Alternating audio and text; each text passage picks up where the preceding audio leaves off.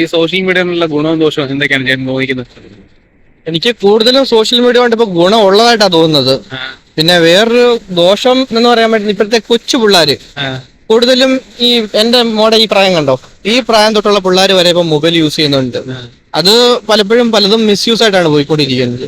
എന്റെ അറിവിൽ അത് പിള്ളേർക്ക് മാക്സിമം കൊടുക്കാതിരിക്കുക എന്നുള്ളത് മാത്രമാണ്. എന്തൊക്കെയായിരിക്കും എന്തൊക്കെയായിരിക്കും അത് നമുക്ക് പറയാനൊക്കത്തില്ല. ഇപ്പോഴത്തെ കാലഘട്ടമല്ലേ, പിള്ളേരുടെ തല കമ്പ്യൂട്ടർ തലയാണ്. അവരെന്താണ് ഉദ്ദേശിക്കുന്നത്, അവരെന്താണ് ചെയ്യുന്നത് നമുക്ക് പറയാൻ പോലും പറ്റില്ല. ബുദ്ധി ചെയ്യുന്നത് ഫോൺ കൊടുക്കുന്നതുകൊണ്ട്. ഫോൺ അല്ല, സിസ്റ്റം നമുക്ക് കൊടുക്കാൻ കുഴപ്പമില്ല. പക്ഷെ മൊബൈൽ ഫോൺ കൊടുക്കുന്നത് അത്രയ്ക്ക് നല്ലതാണെന്ന് എനിക്ക് തോന്നുന്നില്ല. ഇത് സിസ്റ്റം യൂസ് ചെയ്യുന്നതിന് ഒരു കുഴപ്പം വരുന്നില്ല. പക്ഷെ മൊബൈൽ ഫോൺ യൂസ് ചെയ്യുമ്പോൾ പിള്ളേർ ഒന്ന് അഡിക്റ്റ് ആവണം അതിന് മെയിൻ ആയിട്ട്.